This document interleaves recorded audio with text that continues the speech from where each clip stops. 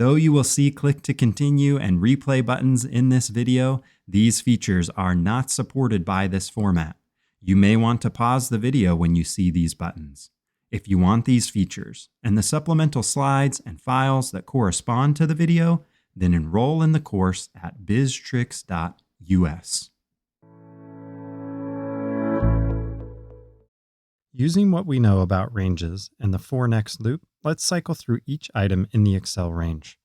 Create a new procedure called for next loop on range.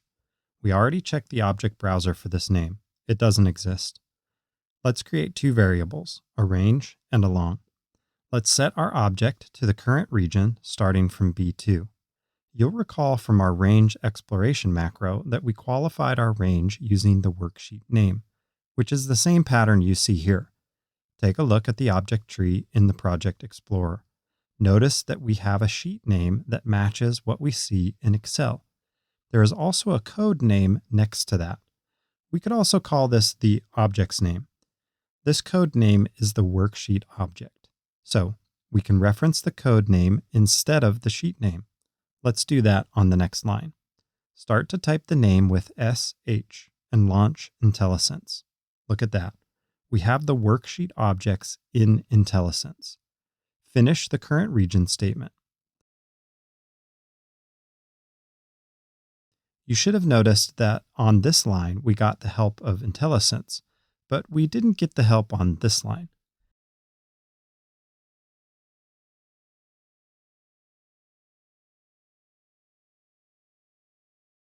There's another reason we might want to use the code name instead of the sheet name.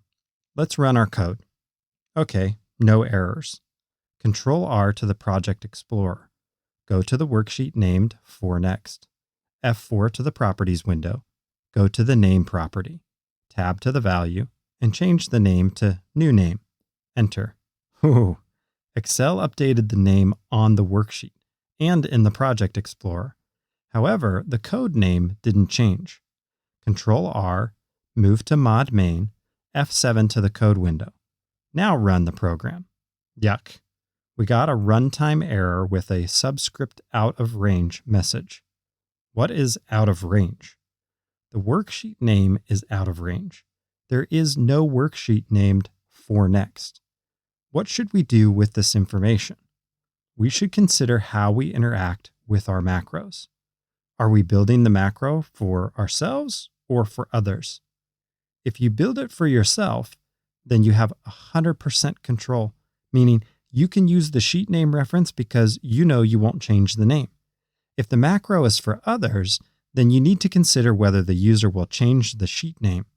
If yes, then you should consider using the code name.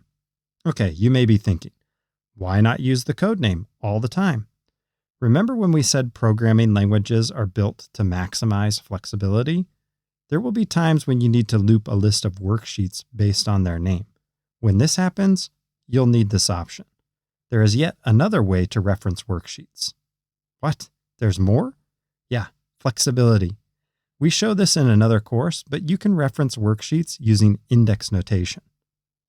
Are you starting to see the framework of name and index referencing being used throughout the objects?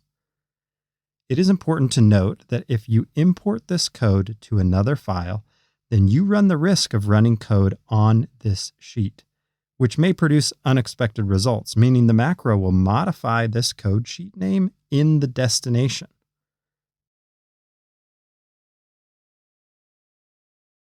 Let's debug.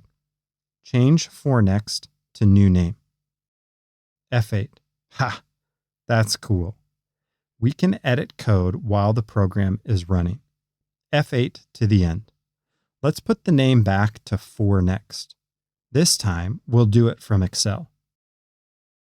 Look at that. VBA updated in both the Project Explorer and Properties windows. It's also possible to change the code name. If you want to do this, then use your style guide for naming conventions. This will make it easier to find and remember. We'll change the name to SHT for next. Back to our code module. We need to update both lines of code so we don't get that out of range error.